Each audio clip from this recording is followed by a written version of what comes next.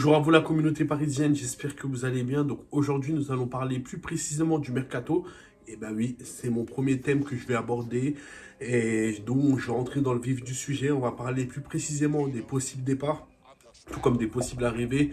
Et on va tout décortiquer, des rumeurs qui se sont passées, des choses qui ont été relayées par la presse. Donc tout ça dans cette vidéo. Donc, nous allons commencer à parler du thème de Cristiano Ronaldo. Dominique Sévrac a rapporté justement que Cristiano Ronaldo s'est porté volontaire pour venir au PSG et qu'il y a eu des discussions qui ont été faites en amont entre Antero Henrique et Jorge Mendes. Donc, bon, ça c'est encore utopique, j'y crois vraiment pas et je pense que beaucoup de gens croient à cette rumeur. Mais donc Dominique Sévrac a rapporté cela et que le PSG a décliné l'offre de Cristiano Ronaldo de sa venue au PSG. Donc moi, ce que j'en pense de tout ça, c'est que pour moi, Cristiano Ronaldo ne peut pas venir au PSG par le fait qu'on a beaucoup de joueurs, on a beaucoup de joueurs bling-bling. Donc ça va être en contradiction avec la déclaration qu'a donnée Nasser Al-Khelaifi il y a à peu près un mois aux Parisiens, de dire qu'il ne veut plus de joueurs bling-bling pour ensuite en ramener un. Je pense que c'est une contradiction. Nasser Al-Khelaifi et Christophe Galtier et Campos ont décidé de changer leur manière de recrutement et de voir comment le PSG va essayer de s'améliorer, mais autrement que prendre des joueurs pareils. On a déjà assez de joueurs bling-bling, on a Messi, on a Messi, on a Neymar, on a Mbappé, on en a d'autres encore. Je pense que ça suffit. En plus, ça va être un gros dilemme même pour Christophe Galtier. Déjà que c'est compliqué avec Messi, Neymar et Mbappé, le fait de pouvoir les aligner. Donc, si tu ramènes Cristiano Ronaldo, ça va être un embouteillage et tu ne pourras pas mettre l'un de ces joueurs-là sur le banc. Donc, pour moi, pour le bien-être et pour l'équilibre de l'équipe du 11, du type 11, c'est mieux qu'ils ne viennent pas. On prenne des jeunes joueurs qui sont prometteurs, qui sont capables justement d'accepter d'être sur le banc, de pouvoir progresser en parallèle. Et donc, moi, je pense que c'est la meilleure solution pour le PSG, pour le Paris Saint-Germain. Et le Parisien ont aussi rapporté que Lewandowski, son arrivée aussi peut être une possibilité au PSG. Moi, concernant le cas de Lewandowski, je pense que c'est pas une bonne idée. C'est la même chose que Cristiano Ronaldo. Il y aura un problème, un embouteillage en attaque. Et donc, de ce que veulent essayer de dessiner le PSG, c'est de mettre plutôt Messi et Mbappé en pointe avec Neymar en 10. Mais le fait de rajouter Lewandowski, qui marque beaucoup de buts, je pense qu'il y aura un problème entre Mbappé qui voudrait essayer de marquer aussi et Lewandowski. Et je pense qu'il y aura un problème d'ego dans ce club par rapport à une certaine concurrence en termes de statistiques qui va se jouer. Et donc pour l'équilibre aussi, pareil comme Cristiano Ronaldo, je pense pas que c'est la meilleure chose que nous pouvons élaborer au PSG. Autre information du jour, la Gazzetta dello Sport rapporte que De Ligt va partir et qu'il faudra essayer de songer à une arrivée d'un autre défenseur central. Donc le joueur qui est visé, c'est Kimpembe. Donc la Gazzetta dello Sport rapporte que Kimpembe peut être le joueur qui pourrait essayer de remplacer De Ligt. Donc peut-être des négociations vont être établies pour pouvoir voir s'il y a une possibilité que Kimpembe puisse venir via un transfert. Donc moi, concernant l'avis de Kimpembe, moi je pense que c'est un joueur qui peut rester au club. Ça reste quand même l'âme du club, c'est un Titi, c'est un joueur qui a eu des matchs de référence et je pense qu'il a beaucoup plus besoin de concurrence au PSG. Et je pense pas que c'est un départ qu'il lui faut. Lui, après, c'est clair que sa déclaration qu'il avait donnée au PSG concernant sa revalorisation salariale n'était pas bonne, n'était pas bien dit, c'était pas le bon moment pour l'expliquer. Mais Kimpembe est un joueur quand même qui a beaucoup apporté et je pense qu'il peut encore le faire si on le met dans des bonnes conditions. Donc voilà ce que je pense au sujet de Kimpembe. Et c'est un joueur qui a la hargne et qui veut encore prouver quelque chose. Et donc moi je pense que c'est important de le garder dans l'effectif et de faire confiance. Parce que si tu le laisses partir, tu vas montrer un message clair aux joueurs qui sont du centre de formation, de leur montrer qu'ils auront du mal justement à pouvoir s'intégrer et à pouvoir s'imposer dans ce 11 ou dans l'effectif du PSG. Galatasaray a essayé de se proposer pour 5 millions d'euros, mais le PSG veut encore plus et donc Gay, selon l'équipe, n'est pas intéressé par une arrivée à Galatasaray. Il souhaite un club d'un autre standing.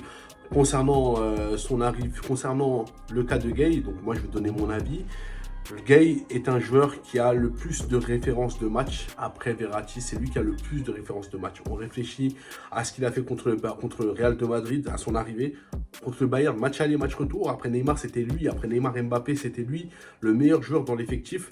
Il arrive à gérer un temps faible que beaucoup de joueurs n'arrivent pas à faire. Ça veut dire, lorsque le PSG n'a pas le ballon, il est le seul joueur qui est capable de récupérer autant de ballons et de pouvoir gérer ce temps faible. Il arrive à garder justement sa sérénité, tandis que les autres n'arrivent pas. Et donc, le virer, alors qu'il y a plein de joueurs au PSG qui restent dans ce club parce que la soupe elle est bonne et qui ne sont plus véritablement des joueurs de foot. Et donc, moi, je ne comprends pas pourquoi Gay est le premier joueur qui est visé, qui est pointé du doigt, alors qu'il y a des joueurs qui sont tout le temps blessés, comme je pense à Herrera qui n'apporte rien au PSG, je pense à Kurzawa, je pense à Draxler aussi, je pense à Icardi, ces joueurs-là qui sont vraiment indésirables. Je ne comprends pas pourquoi Gay, il est dans cette case d'indésirable alors qu'il a des matchs de référence, il a des matchs de masterclass. Donc ça reste encore un mystère. Donc pour moi, il y a un problème en termes, pour moi c'est l'anarchie totale, c'est le fait de le laisser partir alors qu'il y a des joueurs qui passent en priorité en termes de départ. Pour moi c'est un réel problème, tout en sachant que c'est lui ton deuxième meilleur joueur après Verratti. Donc si c'est véritablement l'information qu'on nous a transmise, moi, je le dis clair et net, c'est du grand n'importe quoi. Du grand n'importe quoi parce que au PSG, le jeu qu'on a actuellement, le jeu sans ballon n'est pas maîtrisé. Et donc, avoir un joueur comme Gay, ça veut dire un joueur qui est capable de gérer ce système-là, le jeu sans ballon. Donc ça va être un désavantage total. Et donc, si tu veux faire un 3-5-2 ou un système 1-2, c'est là que Gay il sera le plus productif dans ce PSG-là. Donc il peut jouer dans un système A2 tout comme dans un système A3, mais bien accompagné, bien alimenté et surtout avec une complémentarité. Gay pourra apporter sa pierre à l'édifice. Donc voilà, on va finir par les indésirables, les autres indésirables, car comme vous le savez, Santi rapporte que ces joueurs-là ne pourront pas être là durant la tournée au Japon. Donc je pense que ça peut être une très très bonne chose que Galtier et Campos ont montré. Justement, ça c'est un message clair qui montre qu'ils ne font pas partie des plans de ces derniers-là. Donc là, il faudra vraiment s'en débarrasser. Et donc la faute de qui? La faute du PSG lui-même. De pouvoir surpayer des joueurs, de leur laisser des passes droits et de laisser des RTT alors que le joueur qui s'est fait tromper ou il a trompé sa copine. Bref, c'est des choses qui ne nous regardent vraiment pas. Donc là, il faudra vraiment s'en débarrasser et essayer de passer à autre chose, de pouvoir prendre des joueurs prometteurs et des joueurs qui sont capables de se trabacher ou même faire confiance à la jeunesse. Ça veut dire le centre de formation, de les mettre en avant et de revoir leur réseau parce qu'il y a beaucoup de choses à revoir. On a des joueurs qui sont là au PSG malheureusement, je pense à Herrera, je pense à Icardi, des joueurs qui ont vraiment rien apporté dans ce club, vraiment très très peu de choses.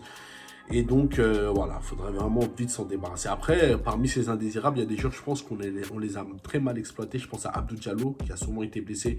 Mais lors de ses rencontres en tant que défenseur central, j'ai bien dit, en tant que défenseur central, il a fait son travail. Dans le sens où il s'est anticipé et il sait être propre en termes de relance de ballon. Il est très très bon à la récupération. Et aussi par rapport à Gay qu'on a cité et le cas de Paredes qui a mal été aussi exploité. Car quand on regarde les matchs de l'Argentine, on voit que Paredes n'est pas le même. Donc je pense que c'est un problème aussi de physionomie de jeu, c'est un problème aussi de complémentarité. Donc tout ça, ça joue. Donc dites-moi en commentaire ce que vous pensez au sujet de tout ce que j'ai dit par rapport aux joueurs, par rapport à certaines choses que vous pouvez suggérer, par rapport à mon analyse. Donc tout ça, c'est en commentaire et on fera l'objet d'autres vidéos par la suite. Le chemin ne fait que de commencer. Donc abonnez-vous, likez et partagez un maximum. Donc voilà, passez une bonne journée, une bonne soirée et allez tchuss, allez Paris.